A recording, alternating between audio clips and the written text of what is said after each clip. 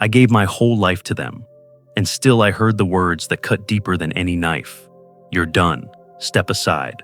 In that moment, grief turned into betrayal, and betrayal turned into a fire I could no longer ignore. What followed was not just a battle for a company, but a fight for truth, legacy, and dignity. Before we dive into today's story, I recommend you hit that subscribe button and turn on the notification bell, so you never miss a new story filled with drama, resilience, and unexpected twists. If you enjoy this video, type 1 in the comments. If not, type 0 to let me know how I can make better content for you. Now, settle in, get comfortable, and maybe grab your favorite drink, because this is a tale you won't want to miss. Let's get started. The first autumn after Evelyn's passing carried a strange stillness. At 72, I thought I had already learned what silence meant. But this was different. The house we built together stood like a watchtower over the Columbia River, its timber beams and wide panes of glass catching the shifting gray light of Portland skies. For decades, it had been filled with her voice, her footsteps, the scent of her tea, the sound of her pencil scratching notes into her leather-bound journal. Now it was only me, the groan of the floorboards, and the wind rushing through the gorge. Every morning I woke at 5, the way I always had. Habit had a stronger pull than grief. I pulled on my work boots and walked out to the shop before the sun came up. The building was an extension of myself. Rows of Douglas fir planks stacked neatly, sawdust on the floor, the faint tang of linseed oil in the air. I ran my hand over the great oak workbench where Evelyn used to sit with her books and her careful lists. She had never swung a hammer, but she was the conscience of hail, timber, and glass. She made sure that when we built homes, we were building something more than walls. She reminded me that people sought shelter not just from storms, but from loneliness. I kept walking, checking each corner of the shop, as if routine could anchor me. Outside, the mist curled over the river, hiding the far shore. Sometimes I imagined Evelyn there, on the other side, waving through the fog.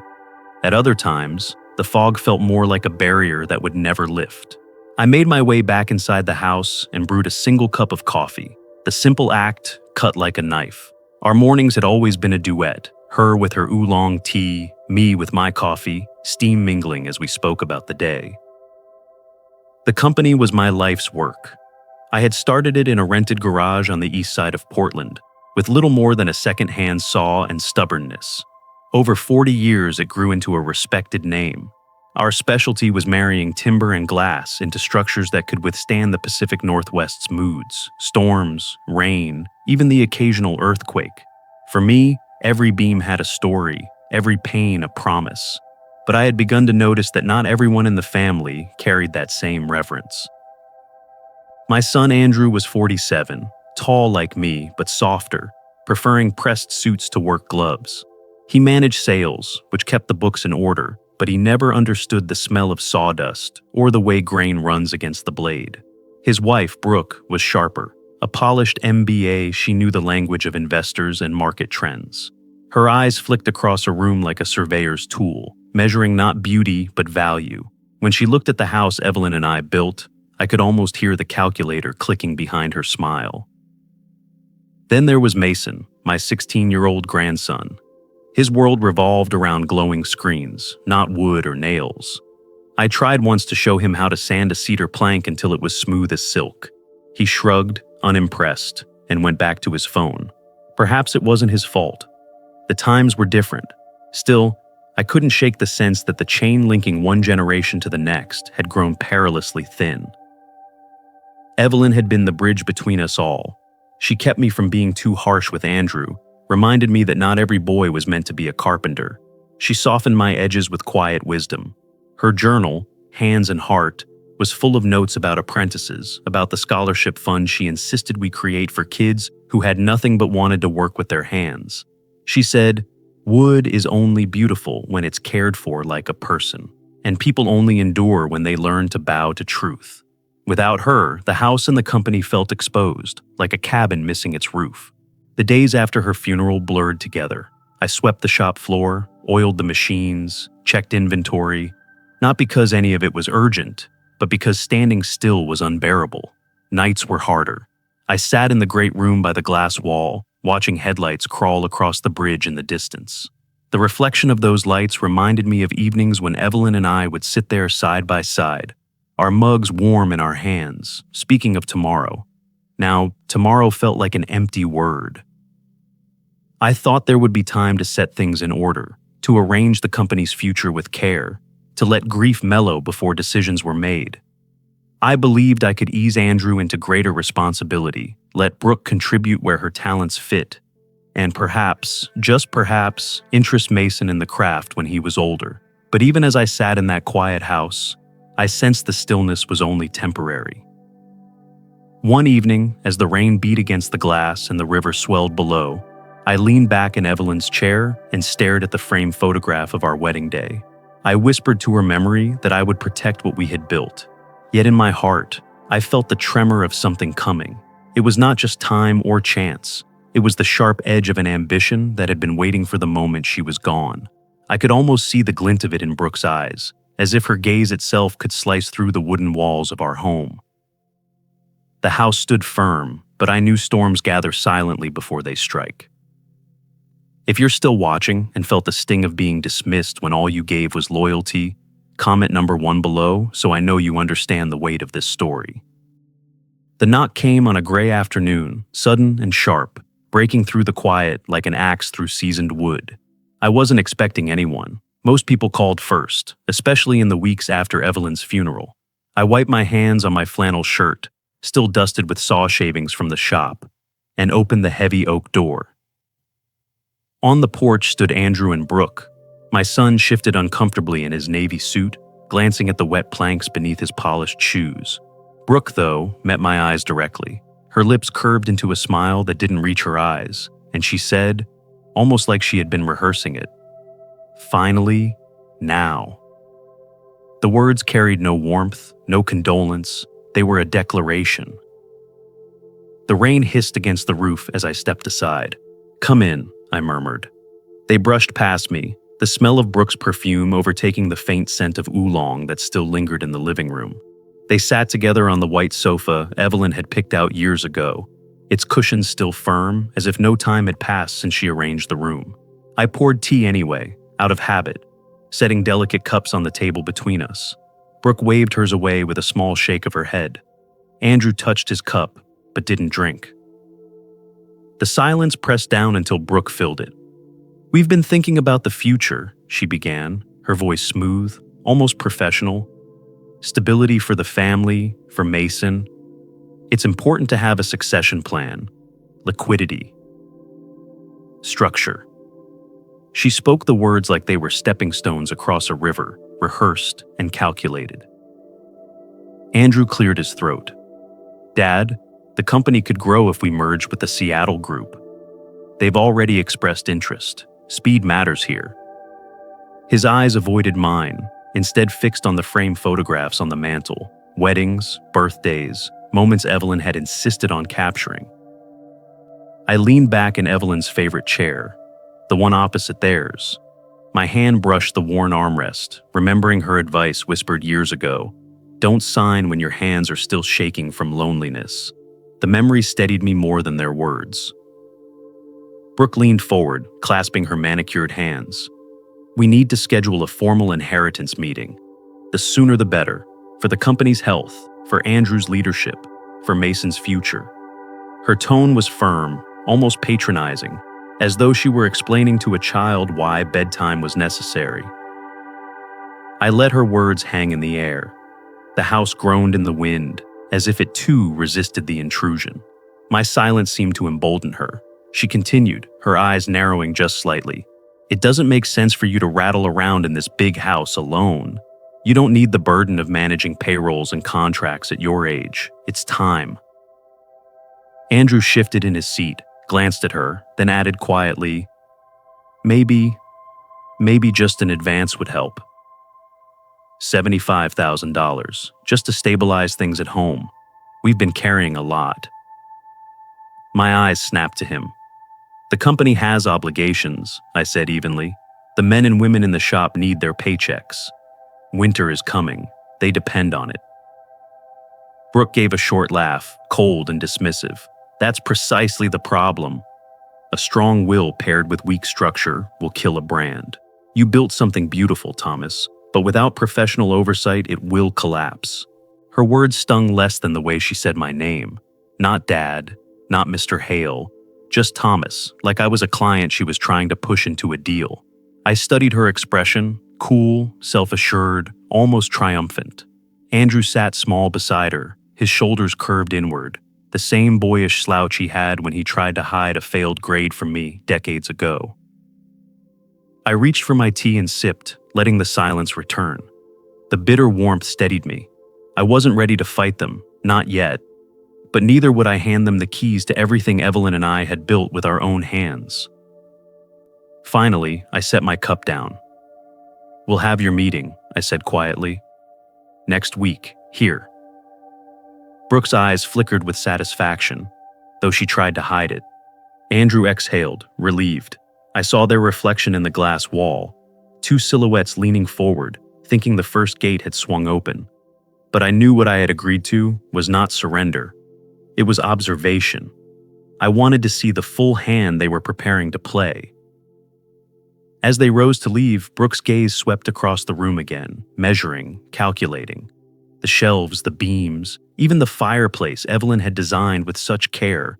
It was as though she were already deciding how to rearrange it all. My jaw tightened.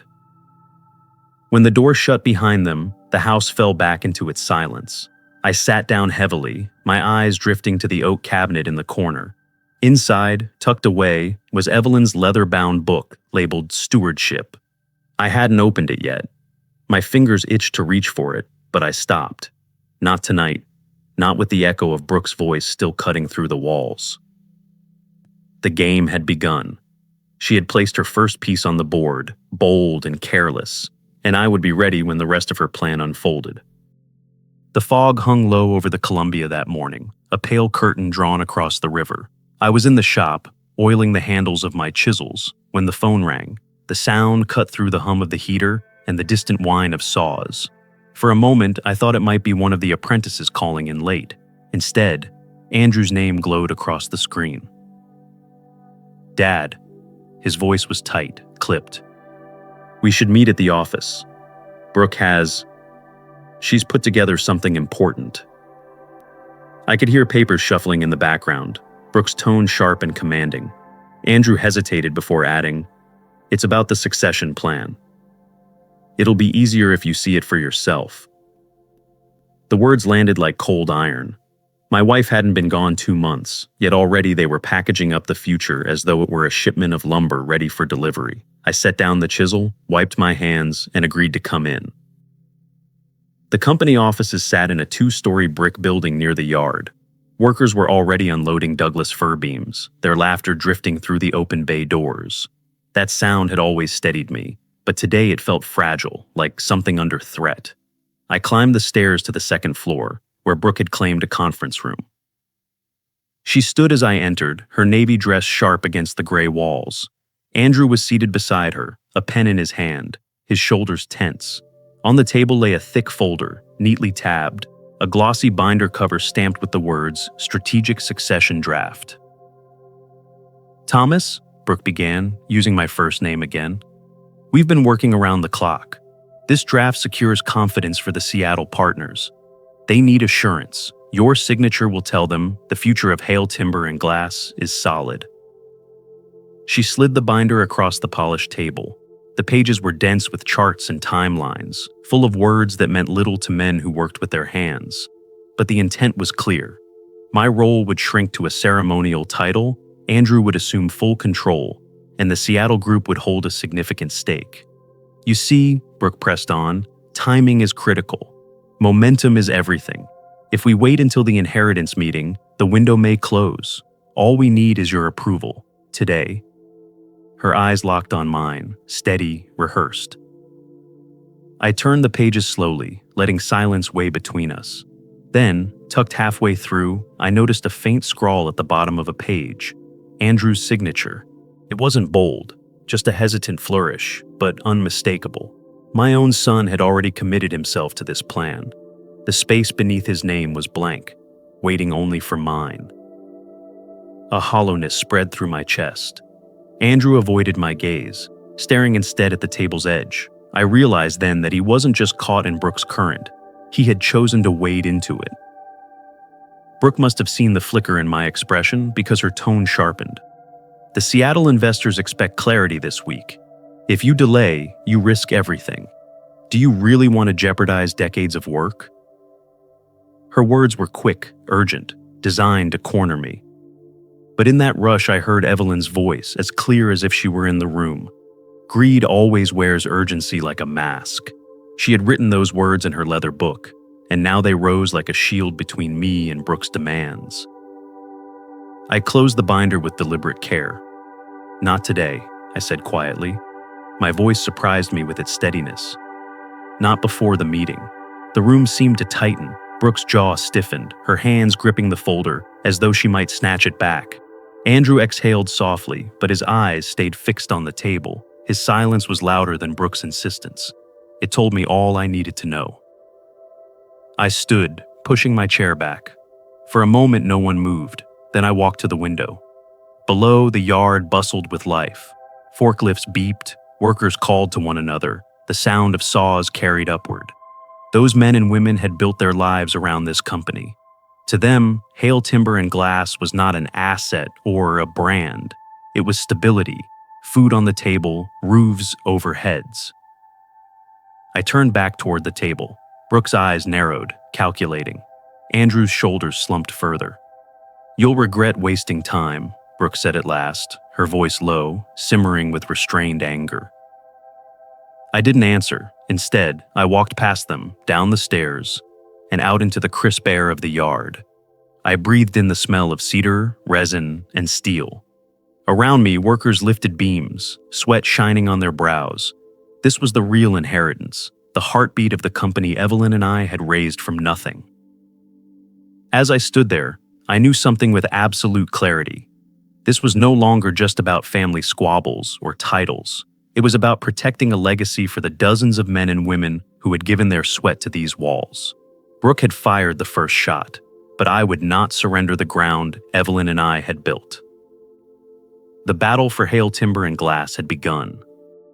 Sleep was a stranger that night. I sat at my desk long after the lamps burned low, the shadows of the timber beams stretching across the room like weary guardians. In front of me lay Evelyn's leather-bound book, Stewardship, its cover worn soft from her hands. I had not yet opened it. Something in me resisted, as if turning those pages would be admitting I could no longer find answers on my own. Instead, I let my fingers rest on the cover, remembering her voice, calm and steady. Don't fight with fists when patience can build the frame. By dawn, I had resolved to try again, not with Brooke, but with Andrew. There had been a time when he had followed me through the shop, wide-eyed, curious about every nail and saw. Maybe somewhere inside him, that boy still existed. If I could reach him apart from Brooke's influence, perhaps I could remind him what the company really meant. I called him mid-morning. "Come down to the yard," I said. "Just you and me." "I want to show you something." He hesitated, but eventually agreed. When his sedan pulled into the gravel lot, I was already waiting by the wide bay doors. The smell of fresh-cut cedar drifted through the air as we stepped inside. I walked him past the workers, men and women hauling beams, sanding planks, shouting jokes across the machines. "You see them?" I asked quietly.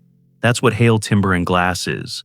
Not numbers on a page, not charts in a binder. It's people who've staked their lives on this place." Andrew nodded absently. His suit jacket looked out of place among the aprons and flannel shirts. I led him deeper into the shop, stopping at the old oak workbench where Evelyn used to sit with her lists. "Your mother kept notes here," I said, touching the scarred wood. "She tracked every apprentice, every scholarship dollar. She knew names, not just figures. That's the heart of this company." For a moment, Andrew's eyes softened. "I know Mom cared," he murmured. "But Brooke's practical. She's thinking about Mason, about security. You've carried this burden long enough." I drew a long breath. Security doesn't come from selling our backbone to Seattle. It comes from holding steady. Wait until after the meeting. Give it time. His gaze faltered, and I thought I saw hesitation, but then he shook his head slowly. The opportunity won't wait, Dad. Brooke says the investors need certainty now. If we delay, they'll walk. The words fell heavy. It wasn't his voice alone I was hearing. It was hers, echoing through him. I realized then that Brooke had already claimed his loyalty. We walked back toward the doors in silence. I wanted to plead with him, to remind him of fishing trips, of late nights in the shop, of Evelyn's laughter ringing through this very space. But I bit back the words. Desperation would only drive him further from me. As we stepped outside, Andrew's phone buzzed. He pulled it from his pocket quickly, glancing at me before turning his back. His voice dropped low, but the words carried in the crisp air. He won't sign yet. The yet sliced deeper than anything else. He wasn't defending me. He wasn't standing neutral. He was reporting back to her. I stood there in the gravel lot, my jaw tight, watching him drive away. The car's taillights vanished down the road, leaving me with the fading echo of his betrayal. My first attempt to reach him had failed. Evelyn's chair at the dinner table was empty, and now the space her love once filled between father and son had been claimed by someone else. Back inside the shop, the light of late afternoon streamed through tall stacks of timber, throwing long golden lines across the floor. I sank onto a stool, the weight of disappointment pressing down. I thought of Evelyn's words again, about patience, about truth. She had always been the buffer, the one who could coax Andrew into seeing sense. Without her, every word of mine sounded like opposition. I reached once more for her book, tracing the embossed letters on the cover. My voice was barely above a whisper. I'll need your wisdom now more than ever. Outside, the machines wound down as the workers packed up for the day. Laughter drifted in from the yard, simple and genuine. That sound steadied me. My first attempt had failed, but the battle was far from over. If Andrew would not listen, I would need another way, stronger, sharper, guided not by memory alone, but by proof. The game had shifted, and so would I. The boardroom at Hale Timber and Glass had always been my sanctuary. Built with my own hands, the walnut table stretched across the center like a monument to decades of work. The room smelled faintly of varnish and sunlight, filtered through tall windows that overlooked the yard. That morning, however, the air felt heavy, as if the walls themselves braced for a storm. I sat at the head of the table, silent, my leather briefcase resting beside me. I wore my old gray suit, pressed the night before with deliberate care. I wanted no distractions from what was about to unfold. My fingers tapped the polished wood slowly, a rhythm steady enough to keep my anger from boiling over. Brooke arrived first. She swept into the room as if it were a stage she had reserved, her heels clicking sharp against the floor. In her arms, she carried a thick binder, tabbed and gleaming, the kind of prop meant to impress investors. Andrew followed a step behind, his shoulders slumped, his eyes avoiding mine. He looked younger than his 47 years, like a boy dragged into the principal's office. Mason came last, earbuds dangling, eyes glued to his phone, oblivious to everything but the glow of the screen. Brooke wasted no time. She placed the binder on the table with a theatrical thud, then looked around the room with a smile polished to perfection. "Thank you for being here," she began, her voice steady, rehearsed. "We all know how difficult this transition has been, but for the sake of the company and for the stability of this family, we need clarity. Today." She opened the binder, flipping through glossy charts. "Our proposal is simple. To secure Hale Timber and Glass for the next generation, we transfer 80% of the shares into Andrew's name immediately. The property, including this building and the family home, should also pass to him. For Thomas," she said my name like it was just another item on the agenda, "a generous retirement package has been prepared. You'll live comfortably, free of day-to-day burdens." Her tone was soft, almost indulgent, as though she were offering me a mercy. Andrew sat mute beside her, nodding occasionally. But he never once looked at me. Mason didn't bother to lift his eyes from his phone. I let the silence linger. The hum of the air conditioning filled the gap, the only sound in the room besides the clicking of Mason's thumbs. Then, from the far side of the table, a voice cleared his throat. It was Harris, one of the company's oldest board members, a man who had worked with me since the early days. His hair had thinned, his back curved, but his eyes were sharp. "Excuse me, Brooke," he said, his voice cutting through her polished monologue. "But what about the bloodline clause? Article 6 of the Charter. The controlling interest must pass to a direct descendant. How does your plan account for that?" The air shifted instantly. Brooke froze mid-page, her smile faltering. Andrew's head jerked up, surprise etched across his face. For the first time, Mason's attention flickered from his phone. Brooke recovered quickly, her words spilling out too fast. "That clause is outdated. A formality. What matters now is continuity, not old-fashioned language." But Harris didn't budge. His eyes turned toward me, steady and knowing. "Formality or not, it's still the law of this company. You can't just wish it away." I felt a slow smile tug at the corner of my mouth. For weeks I had carried this weight alone, but now another voice had spoken the truth aloud. Brooke's mask cracked, just slightly, but enough for me to see the fury beneath. I leaned forward, placing both hands on the table. "You think you've won?" I said quietly, my words measured. "But you've forgotten one thing. Law and truth don't bend for greed. They stand firm." The room stilled. Brooke's eyes narrowed, Andrew sank lower into his chair, and Mason blinked at me with wide confusion. The silence pressed in, thick and electric. Then I reached down and laid my hand on the slim briefcase beside me. Brooke's gaze followed, suspicion flickering across her face. She opened her mouth to protest, but before she could, there was a firm knock at the door. The sound echoed like a gavel in that tense room. Andrew flinched. Mason finally pulled his earbuds out. Brooke's smile vanished altogether, replaced by something sharp and panicked. "Come in," I said, my voice steady, resonant. The door opened, and David Chen stepped inside. He was immaculate in his tailored suit, silver hair combed neatly, his presence calm but commanding. For 40 years he had been more than my lawyer. He had been my friend, my confidant. Now he walked to the table with the unhurried confidence of a man carrying the weight of truth. Brooke's knuckles whitened against the edge of the binder. Andrew stared at the floor, unable to meet my eyes. Mason swallowed hard, his phone forgotten in his lap. The boardroom was no longer their stage. It had become a courtroom, and I was no longer the defendant. The boardroom had fallen into a silence so thick I could almost hear the dust settling in the corners. David Chen's arrival had shifted the gravity of the room, pulling every eye toward him as though the floor itself had tilted. Brooke sat stiff-backed, her practiced smile cracking at the edges. Andrew slouched lower in his chair, his hands twisting nervously in his lap. Mason glanced between us, his phone resting dark on the table for once. David set a slim folder on the walnut surface, its leather edges worn but deliberate, like everything he carried. He adjusted his glasses, his voice calm and precise. "Before any transfer or agreement can be considered, we must acknowledge the explicit terms outlined in the Hale Timber and Glass Charter and the Family Trust. Both documents include a clause requiring succession to remain within the direct bloodline." The words landed heavily. Harris, seated at the far end, gave a small nod of recognition. Brooke, however, snapped to attention. "That clause is archaic," she said, her voice sharper than she intended.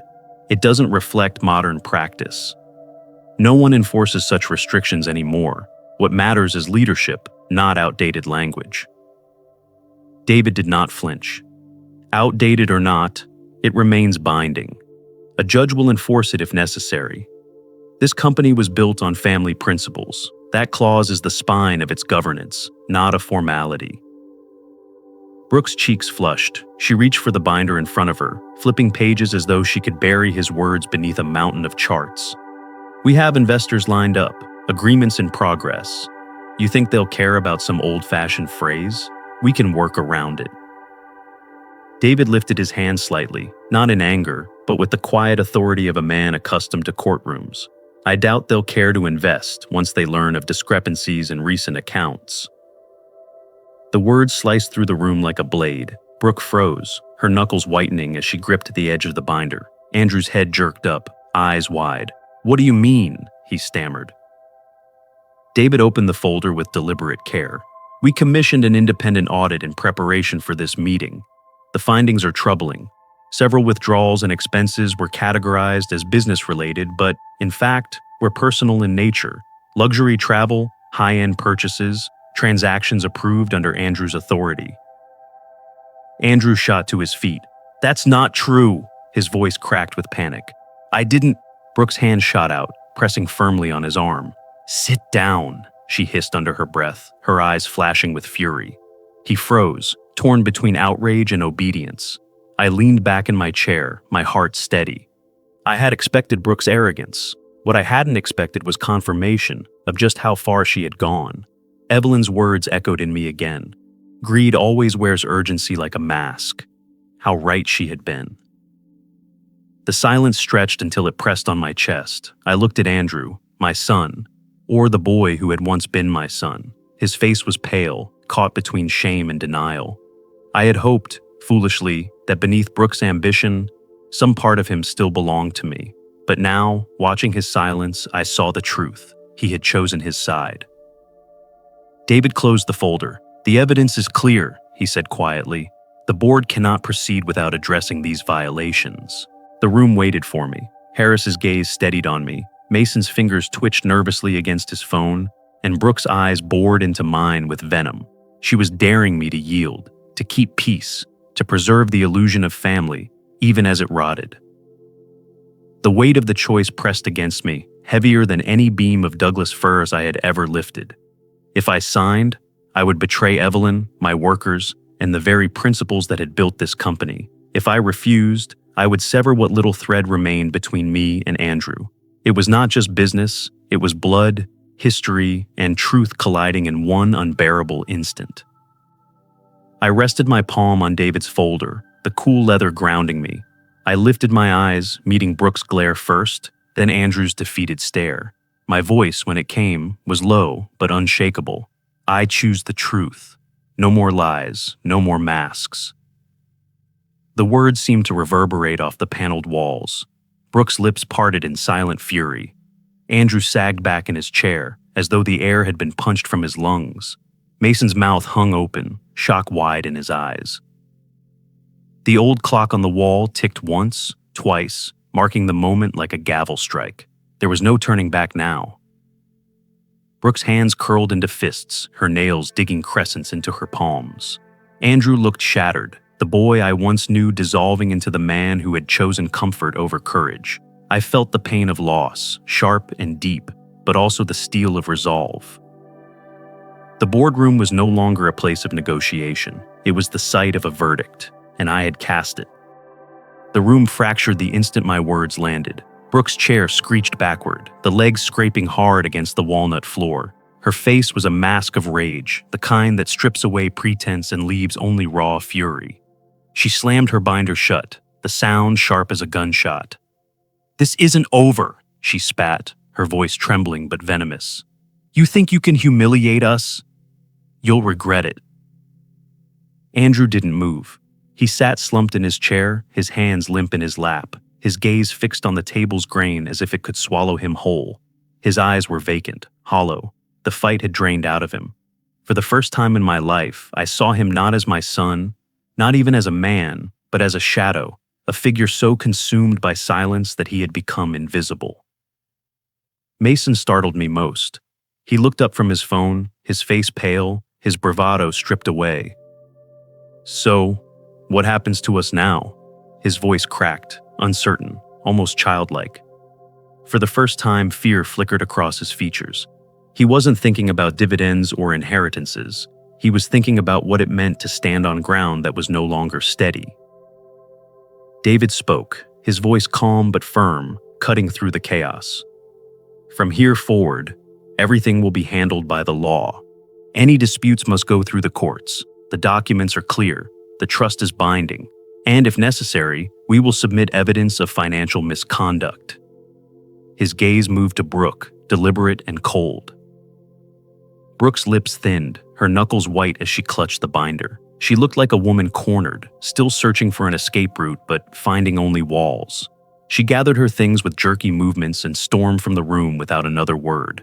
Mason followed quickly, head down, his phone clutched like a lifeline. Andrew lingered, silent, before finally rising. He didn't look at me.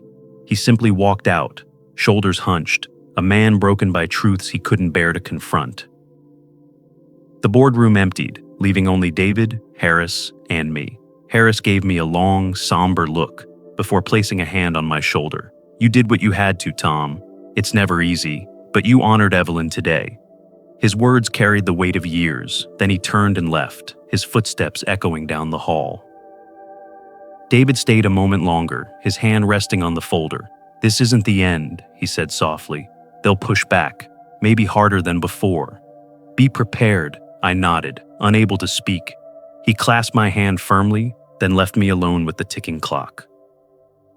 When I finally stepped outside, the late afternoon sun was low, painting the yard in long shadows. The workers were finishing up, their laughter faint but steady. I stood for a moment, breathing in the smell of cedar, reminding myself why I had chosen truth over comfort. Evelyn had always said the company was more than timber and glass. It was lives, livelihoods, promises kept. I couldn't betray that, no matter the personal cost. That night, back at the house, I felt the weight of silence pressing heavier than ever. I sat in the living room, where Evelyn's roses used to fill the air with their perfume in spring. The windows glowed faintly with the reflection of street lamps, but the house itself felt cavernous, hollow. I poured a small glass of bourbon and settled into the armchair. My chest ached with conflicting emotions: grief, relief, guilt, and a grim satisfaction. I had protected the company, yes, but I had severed what little remained of my bond with Andrew. As I sipped, the doorbell rang. My heart jumped. At this hour, visitors were rare. I rose slowly, setting the glass down, and opened the front door. The porch was empty. Only the cool night air drifted in. But at my feet, tucked into the mailbox slot, was a plain envelope. No return address, no markings, just my name scrawled in unfamiliar handwriting. I carried it back inside, my pulse quickening. Sliding a finger under the flap, I drew out a single sheet of paper. At first glance, my breath caught. It was a photocopy of a letter, one written in Evelyn's hand. My eyes scanned the familiar curves of her script, and though it was only fragments, I knew it came from her private stash of writings, ones she had never shared with me. At the bottom of the photocopy, beneath her words, was a short message in bold black ink, written by someone else. "The truth was never yours alone." I stared at the page, the words burning into me. Who had sent this? Who else knew? My chest tightened with the realization that the secrets Evelyn had carried might not have been buried with her after all. Somewhere out there, another player existed, someone who had been watching, waiting. The bourbon sat untouched on the table as I leaned back, clutching the letter. The house was still, but the air felt charged, like the moment before a storm breaks. I whispered into the emptiness, "Evelyn, what else did you hide from me?" The roses outside rustled in the wind, and in that sound, I felt both the ache of her absence and the certainty that the battle had only just begun. Sleep refused to come in the nights that followed. I would lie awake, staring at the ceiling, the plain envelope resting on the nightstand like a silent intruder. The photocopied letter in Evelyn's handwriting had unsettled me more than Brooke's rage or Andrew's silence.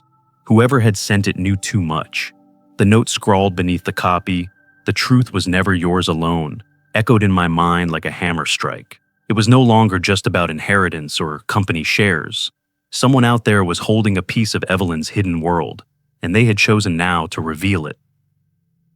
By the third sleepless night, I decided I could not carry this weight alone. I phoned David and asked him to meet me in his office. When I arrived, he took one look at my face and ushered me inside without a word. I slid the envelope across his polished desk. He read the note, his eyes narrowing. "This changes things," he said quietly. "It means someone else has knowledge of Evelyn's past. Someone who may be an ally or a threat." I leaned forward. They knew enough to dig up one of her letters. How? And why now? David folded the paper carefully, his lawyer's mind already racing ahead. "We can't assume their motives. But this could be leverage, Tom. If they come forward, they might serve as a witness. At the very least, we must find out who they are." He paused, then added, "But tread carefully. Desperation makes people dangerous." I nodded, though my chest tightened at the thought. For years, Evelyn had been my compass. Now, even in death, she was still guiding me, but through shadows I could barely understand. That night, back at the house, I climbed into the attic with a flashlight. The air smelled of cedar and dust, a mixture of memory and decay. Boxes were stacked neatly, Evelyn's handwriting labeling each. Christmas ornaments, school records, tax files. My hand lingered on a crate marked private. I pried it open and lifted out journals, photo albums, and a folder stuffed with loose notes. One slip of paper caught my eye. In Evelyn's careful cursive, she had written, "Richard Hale, keep separate." The name jolted me. Richard Hale. I had not heard it in decades. He was a distant cousin, someone who had drifted out of family circles long before Evelyn and I were married. The few stories I recalled painted him as restless, always vanishing to another city, leaving little behind but rumors. Why would Evelyn mention him here? I sifted further, my hands trembling. Tucked at the bottom of the crate was a small cassette tape, the label faded but bearing Evelyn's handwriting. "For Thomas, if he must know." My breath caught. I found an old player in another box, blew off the dust, and pressed play.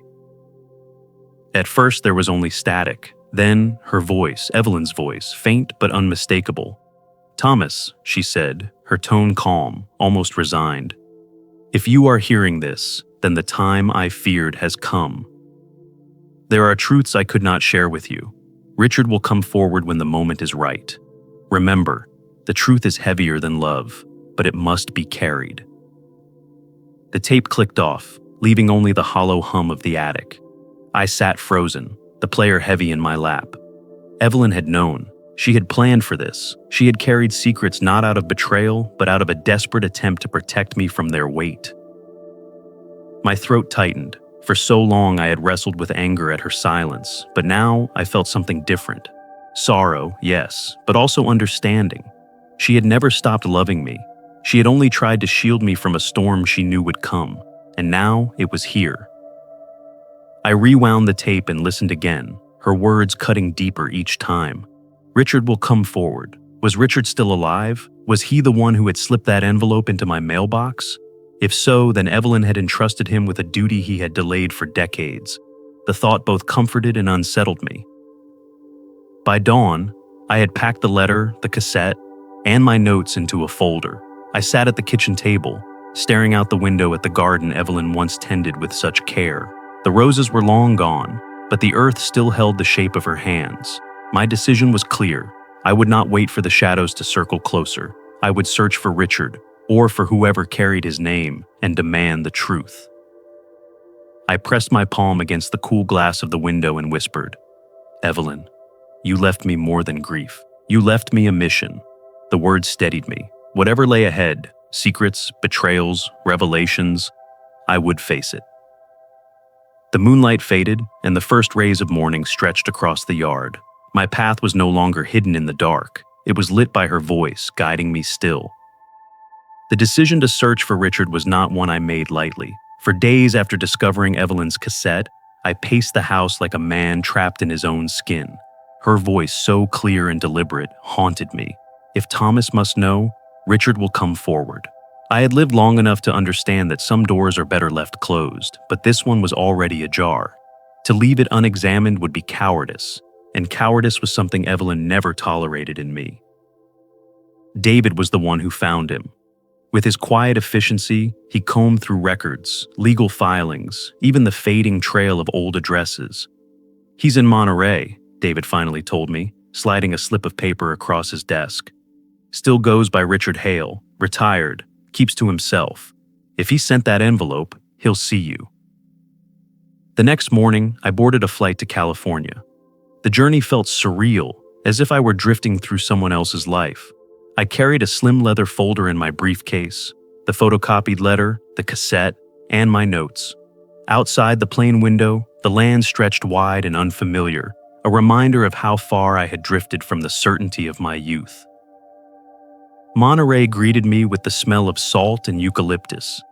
The ocean thundered against the rocks, relentless and eternal.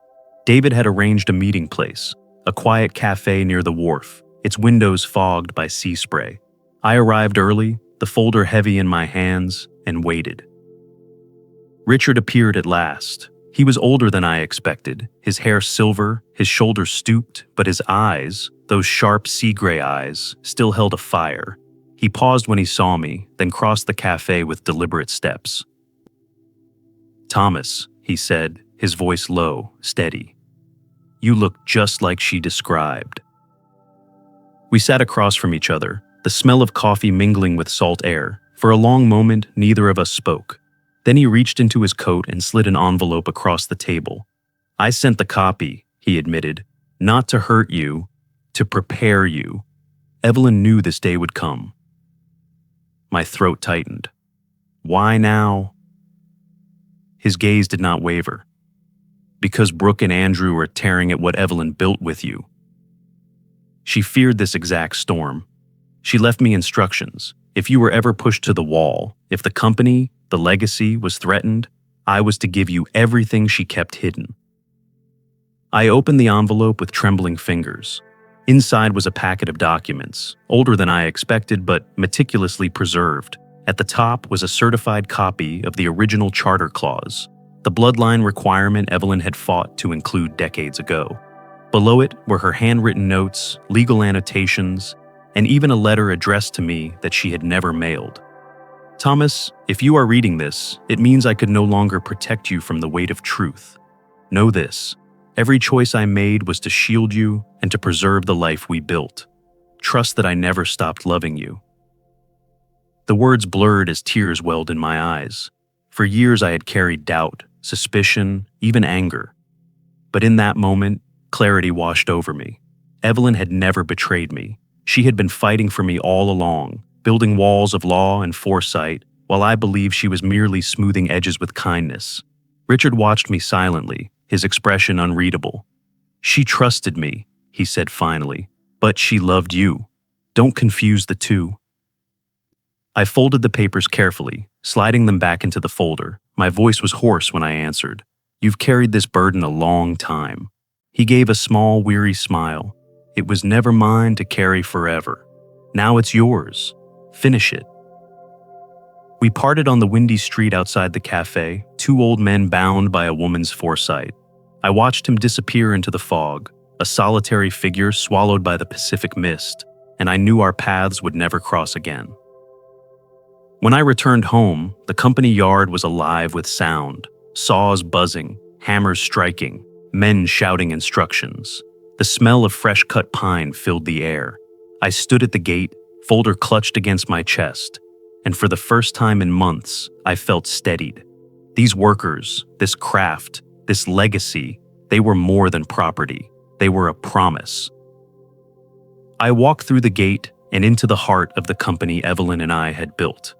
The folder weighed less now, though its contents carried the full force of history. I paused at the threshold of the main hall, the same place where I had once taught Andrew to hold a chisel.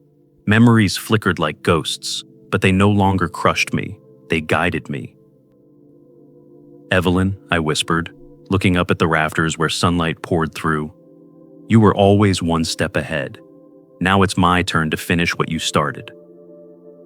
And with that, I crossed the threshold, ready to face whatever storm remained. When I returned from Monterey, folder in hand, something within me had shifted.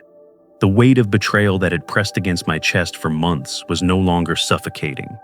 In its place was a steady calm, born from Evelyn's foresight and Richard's revelations. I was no longer simply a grieving husband or a father betrayed. I was a man who had faced the truth and chosen to live with it, not in spite of it. I spent days walking the grounds of the company, watching the workers move with practiced rhythm. The sound of saws, the hum of machinery, and the low voices of men who had labored with me for decades filled the air. For years, I had thought the company was about legacy in the narrow sense, family inheritance, bloodlines, names etched on deeds. But standing there, I saw clearly. It was about more. It was about the families who relied on those paychecks, the apprentices who learned a craft, the pride that came from honest work. That was the true inheritance Evelyn and I had built. At night, I sat at the old oak desk in my study, leafing once more through the documents Richard had given me. Evelyn's notes in the margins were written in her steady hand, her mind always thinking 2 steps ahead. She had not hidden her secrets out of disloyalty. She had hidden them out of love, out of a desire to protect me until I was strong enough to bear them. Her final gift was not silence, but preparation. She had trusted that I would eventually rise above anger and choose strength. One morning, as I sipped coffee in the kitchen, my inbox chimed. Among the usual clutter was a message from a young employee I barely knew. The subject line read, "Thank you." Curious, I opened it. The words were simple. "Mr. Hale, my father has worked here since before I was born. When rumors spread that the company might be sold, he feared we'd lose everything. Because of you, because you held firm, our family is safe. We owe you more than we can say." I read it twice, my eyes stinging. It was then I understood the full reach of my decision. This was never only about me or Evelyn or even Andrew. It was about dozens of families, perhaps hundreds, who drew their dignity from the stability of this place. I had not just defended a company, I had defended a community. That afternoon, I walked through the main workshop.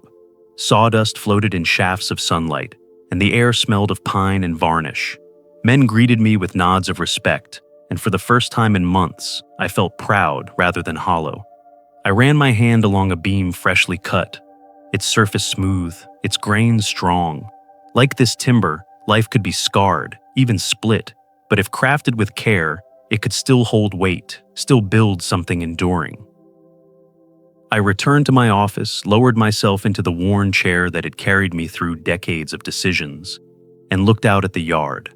My reflection in the glass was older, lined with grief, but steadier than ever. Evelyn's voice seemed to echo in the quiet. "The truth is heavier than love, but it must be carried." I whispered back, "I'm carrying it now." The past had wounded me. It had stripped illusions bare and shattered bonds I once thought unbreakable. But truth had also rebuilt me. It had carved away weakness, leaving strength I didn't know remained. I realized then that the story of my life was not ending with betrayal. It was beginning again with resilience. As the sun dipped low, painting the workshop in gold, I spoke aloud to no one in particular, to Evelyn, to myself, to whoever might one day listen. The past can wound, but truth rebuilds. What we carry forward is not pain, but strength. And with that, the silence of the house, the company, and my heart finally felt less like absence and more like peace. In the end, every story shaped by loss and betrayal reveals something far greater than the surface of conflict. When illusions crumble, what remains is not just the wreckage of broken trust, but the undeniable strength that comes from standing in the light of truth. Grief has a way of stripping life down to its core, removing the comforts of denial, and forcing the soul to reckon with what endures. It is in those moments of painful clarity that the weight of choices becomes evident. To cling to falsehoods for the sake of comfort, or to embrace the harshness of reality in pursuit of something lasting. What we inherit is rarely confined to material wealth. The deeper inheritance lies in values, in the quiet lessons of resilience, honesty, and responsibility. Wealth can be squandered, property can be taken, but integrity, once forged in the fire of trial, becomes a shield no one can steal. The truth may wound, but it also cleanses, carving space for a stronger foundation than deceit ever allowed. Life demands courage not only to build, but to rebuild after devastation. It demands the humility to acknowledge that love and loyalty are tested most in silence, where no applause waits and no recognition is promised. Out of betrayal can rise a sharper vision of what matters, not titles, not possessions, but the ability to live without pretense, to walk forward carrying the dignity of truth. In this, the final lesson is clear. Endings are never only endings, they are thresholds. From them we step into futures not defined by what was lost, but by the strength discovered in what remains, truth, resilience, and the unyielding will to continue. These turning points remind us that setting boundaries and valuing ourselves is not just an act of courage, it's the foundation of living with dignity. Now, I'd love to hear from you. What's one lesson from this story that you feel connected to, and how will you apply it in your own life? Let's grow together by sharing our thoughts. If this story resonated with you, drop a 1 in the comments. If not, feel free to leave a 0. Your feedback helps us improve. And don't forget to like, share, and subscribe for more stories that touch the heart and spark reflection. Thank you for watching, and here's to living life with strength, honesty, and authenticity.